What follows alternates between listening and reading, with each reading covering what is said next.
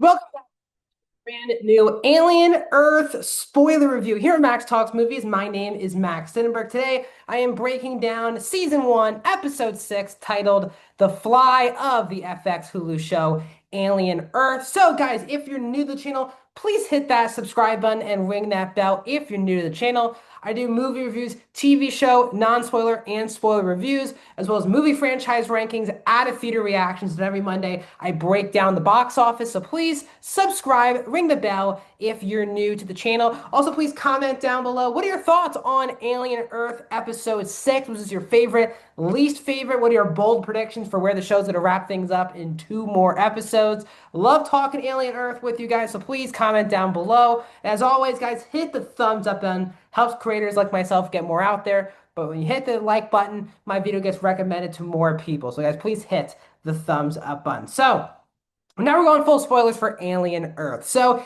it seems like I had a very hot take, I guess, with last week's episode. It was a unanimously beloved episode to where most people that I even trust in the industry were saying this was the best Alien set of events since Aliens. And I was like, whoa. I had fun with last week's episode. I found the stupidity of the people on the cruise, on the ship, to be so infuriating to me that it kind of overwhelmed a lot of the episode. Not that it was a bad episode, it looked cool. I thought it was a cool episode, but I didn't think it was like the best piece of alien material in 30, 40 years. So I never really thought that was what I was feeling. So then I get into this episode, and I actually really like this episode. Now, yes, there weren't any. This is definitely an episode that's setting the table for the insanity that will be probably these final 2 episodes. But I still found this episode to be, even though it was a lot of talking scenes, I never have really a big problem with that in this franchise. Yes, they did mix in that horror element, which we'll get to towards the end of the episode, but the metaphors and really the idea of being human, that was a main conversation for this episode because you have a character in Nips who is getting her mind wiped. You have Wendy, who seems to be shedding her humanity on a daily basis, which I think is going to become a big talking piece between her and her brother Joe. You have Boy, who in that meeting with Yutani is talking about these are my citizens and my people, acting like that again, just like these uh the creatures and the hybrids are just people, numbers on a list for him and not genuine human beings. You have Moro, who's a cyborg, who's going up against Kirsch, who's a synthetic. There are a lot of different ideals, but a lot of them have to do with being human and the benefits of being human. And I guess for some people are looking at the benefits of not being human. And I found that part of the episode to be very interesting. Let's just start with there's a lot of places to start with. Let's just start with Wendy as a lead character here. So she is now interacting with the xenomorph, communicating with the xenomorph once that xenomorph was born, and then it keeps getting bigger, still interacts with Wendy. Now, a big part here is that it was kind of alluded to that Wendy has now been a hybrid for 2 years now because in that opening reading of Peter Pan from Boy, he keeps bringing up that it's all about the year two and year two and year two. So I don't know if that was like forcefully in saying if it is 2 years since she's been a hybrid, that does mean that we are now around the time of the first Alien movie because the original part of the show took place 2 years before Alien 1. We haven't they did signify a year in the first episode. They haven't done that since then. So I don't know if we've jumped 2 years, but we still have Wendy and the Xenomorph communicating. She has a battle with Joe. Joe is clearly, this whole episode is trying to get off this island. He tries to talk about it with his friends who are now on patrol, and they say we're doing basically no work and getting paid way more than we were. We feel safe. No one can get us here. And obviously, Joe sees, and a big point of this conversation between the brother and the sister is Joe sees the xenomorphs and the aliens, of course, as just killers. They have no brains. They're just killing creatures. And Wendy sees the emotions and the humanity, I guess, not the humanity, just that these are more than just blindless or clueless creatures. She's communicating with them, and they were like, "Well, they almost killed us," and she's like, "Maybe not this one." And there's clearly that big divide. Even though Wendy is continues to say this whole episode that she doesn't want to be human, all these human traits are making her kind of weak. Her whole ideal with having feelings for the xenomorph, not having feelings in that way, but the fact that she sees more than just a clueless creature means there's some humanity still in her, clearly, which I also find very interesting here in these episodes. But she's the one who walks in on Nips and tells her all the stuff that they basically mind wiped from Nips. Now, this leads to a big collusion between Arthur and Dame Sylvia. They're the two doctors, they're married. And the servant for Boy walks in and says, "You need to mind wipe Nips." And she's like, "This will change her whole personality. We have no idea how this will work." And that's when Arthur says, "I'm not doing it." And right away, Dame Sylvia says, "I'll do it." And Arthur gets fired and basically thrown to the woodshed by his own wife, who, for some reason, still wants to continue to work for Boy Cavalier. I think she clearly has feelings, but she is throwing away her marriage and a lot of her morals to continue to work for Prodigy, which I do find very interesting. But that's when we have a big, the big confrontation between Wendy and Dame Sylvia, where he said, "You mind wiped her," and all of this stuff.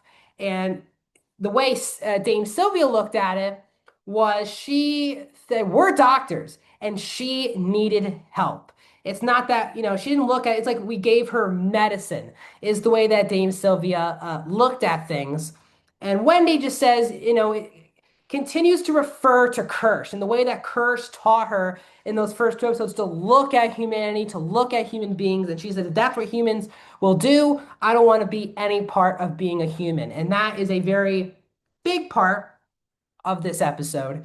Before we can go back to the Prodigy, we get the meeting between Yutani and Boy, where we get, Boy coming out with, once again, barefoot in pajamas, not taking this very important meeting very seriously. Kirsch is with Boy, Morrow is with Yutani, and Yutani wants this much money to get the creatures back, but obviously Boy says, "Well, we need to keep them in isolation for 6 weeks. So I'll take the $20 billion and all the money left for the damages of my city, but need the creatures for 6 more weeks." Until they're isolated and good enough to leave. So Yutani obviously, and Morrow has a plan, and clearly Yutani is letting Morrow run this plan. It's gonna be full chaos probably on this island in these final two episodes. So let's talk about the big part of the episode, which is the ending. So on their way back from the meeting, Kirsch does tell Toodles to give the creatures their food and make sure that everything's okay in the lab for everyone. Do everything to the law. Like, don't mess around with the instructions. Do what you need to do. And he said, "You want to get, Curly involved?" And he says, "No, I can do it myself." And once again, you're seeing why these are children in these bodies, because they're trying to prove things to their masters, to their parents, that they can do things on their own, that they are adults. Because Smee, the whole episode is like, I'm not ready to be an adult yet. He acts like a kid, slightly keeps saying we're adults. Now we got to handle our things ourselves. And that honestly is the end of Toodles, because he tries to handle everything himself. He gets stuck in that area, and those beetle-like creatures basically destroy Toodles. Now, Slightly is trying to get involved and get one of the humans in the lab for them to be caught. Now, luckily, Arthur is fired. He has the conversation with Joe, telling him to basically get Wendy off the island. But Arthur then sees that Toodles is not responding, so he goes to the lab, and that's when Slightly sneaks his way in, locks um, Arthur in the lab, and Slightly watches as the face hugger attaches himself to Arthur, which all you means that his xenomorph obviously will be coming out of Arthur. They leave it, Slightly puts him in the lab. And again, no one will really be looking for Arthur because that servant guy was like, if you're not off the island by the end of the day, someone will shoot you. So honestly, I think they're going to assume that he's off the island. So it's kind of the perfect person that's slightly accidentally trapped in this situation because again, Moro's still holding his family captive. So now you see that a couple specimen doors are open as the eye is watching on. I think we're going to get full on chaos here. Now, I do want to say this. The show is called Alien Earth. I think the premise a lot of people were expecting was let's finally see these aliens take over Earth.